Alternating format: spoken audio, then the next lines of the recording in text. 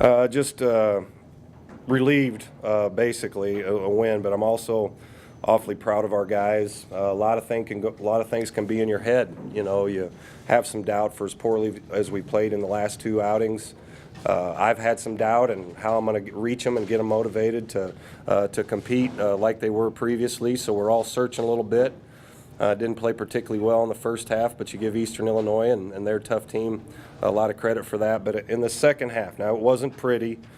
We didn't finish possessions. They got a bunch of offensive rebounds. We made some just mindless turnovers, we'll call them, but we fought like crazy. They had 27% in the second half, 37% in the first overtime. We're down 13 in the second half. We're down 5 in the first overtime, and then 35% in the third. So we started guarding again. Tons of stuff to clean up, but as I said on the radio, I think Coach McNichols was looking down on us a little bit, and those old cross-country or distant runners, the toughness of those young men and young women that he coached and what he did, I think he was looking down on us and helped us survive there with a little toughness. Greg, in the second half, it was looking bleak there when you were down 15 or whatever it was. What do you think got you pointed in the right direction at that point? Well, we kept fighting on defense, you know, and you've seen us, Todd. Bad offense and poor shots can't deflate. I think you even wrote about it. Can't deflate your defense, and it does that way too much. You know, you can't see your identity is just shooting the basketball and just scoring points. We've always had here those one or two guys, like a Christian Smith last year, those one or two guys that are, I'm defending every possession. I'm going to guard their best guy. I'm going to do this.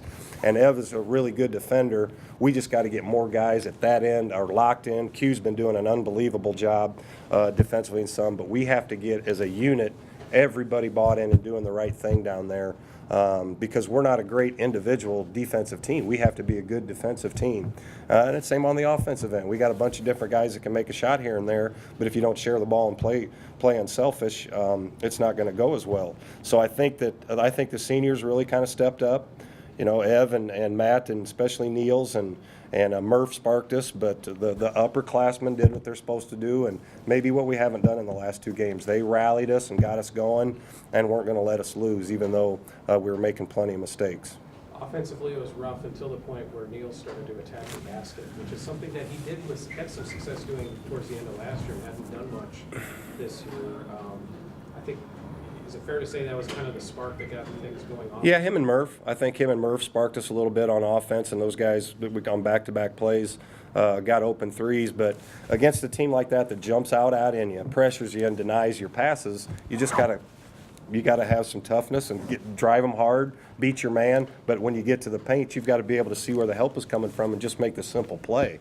And we weren't doing that. And they're denying us, got us passive, got us standing around. Well, I can't get the ball. He's denying me instead of moving without it. And Niels did what we were talking about doing. And then it kind of picked up a little bit with some of those other guys as well. So, yeah, there's just so much we're going to improve on, get better on, and believe me, we'll come back with a little mission to improve. You know, we're going to have practice time. You know, although we get going 2 games a week, but we've got to get better at a lot of different things. But if we will fight like we did in the second half and have defense be your constant, we're going to be just fine. We'll have a chance in every game. The fight that you talked about, you know, and the energy that you get off of a win as opposed to a loss that would have, you know, created more doubt, you know, would have become its own kind of entity a little bit. Just obviously, how big is that going into the holiday and, you know, with the week off and conference play? Well, it's huge, Ty. You know that, and we laugh because I remember the days with Coach Waltman. I was in the hot seat. The game right before Christmas, I had a 0-7 or 0-8 Eastern Kentucky, and that's a tough position to be in as the guy that's got the scout. But you want to win it. You know, mentally, your guys can't be on their way home already. You got to win it.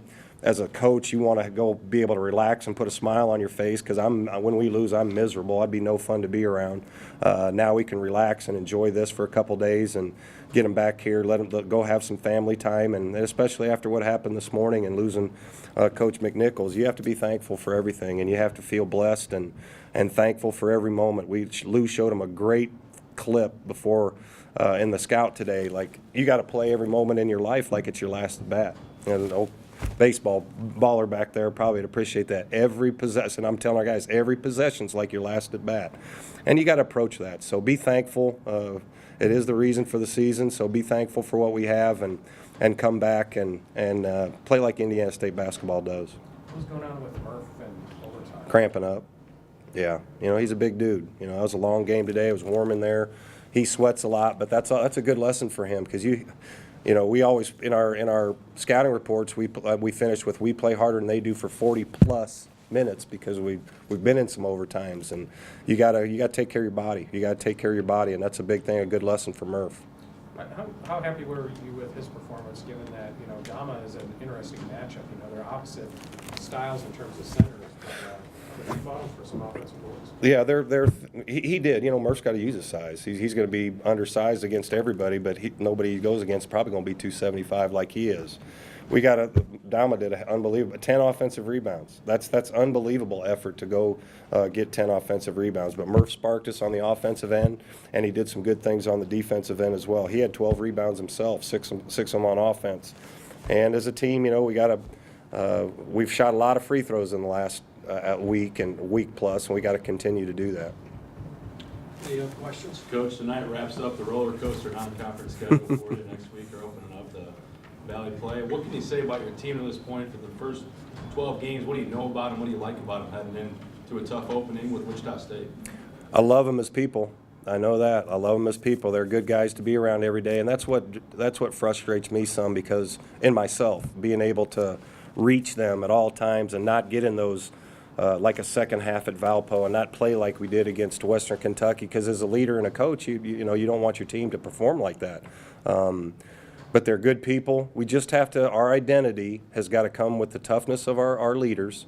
They got to bring these other guys with them. They got to grab them. We all got to be going in the same direction. We can't have one guy worried about his own playing time or what he's doing. It's got to be everybody together. And the teams with the best chemistry usually are the ones that are playing in March and stuff. So we've gone through some stuff this first semester, some stuff. We've had to learn some lessons, and we have to continue to do that. We have to see what we've done well and keep working on that and see what's hurt us and get to changing that. And we're going to do it. We're going to keep with it. We're going to keep banging away at it, and like being around them, so that helps. I'm sure this might have been one of the tougher games to take the home and center court after what happened today. Just talk about what Coach McNichols meant to you, and not only you yourself, but the entire Indiana State athletics department.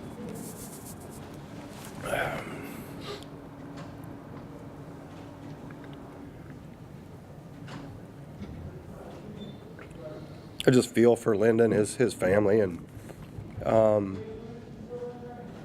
he meant a lot to me, but he meant a lot to everybody. I mean, he's a fiber of the community, a fiber of this athletic department. Never met a better man. He's one of the best coaches in the country, and he was world known as a hurdle coach, wasn't he, John? Yes. John, I mean, he's been here a while. Angie coming up with him. John Gartland, I talked to him last night, and I think something you can say about him is as many people, when I talked to Linda this morning, she's just overwhelmed with the support and the prayers and the love from everybody, but that's the way everybody felt about him, and that speaks volumes of the type of person he was and the life he lived, and it's tough. I hurt for a lot of people, and I could never pay him back for the things he's done to me in both my tenures here.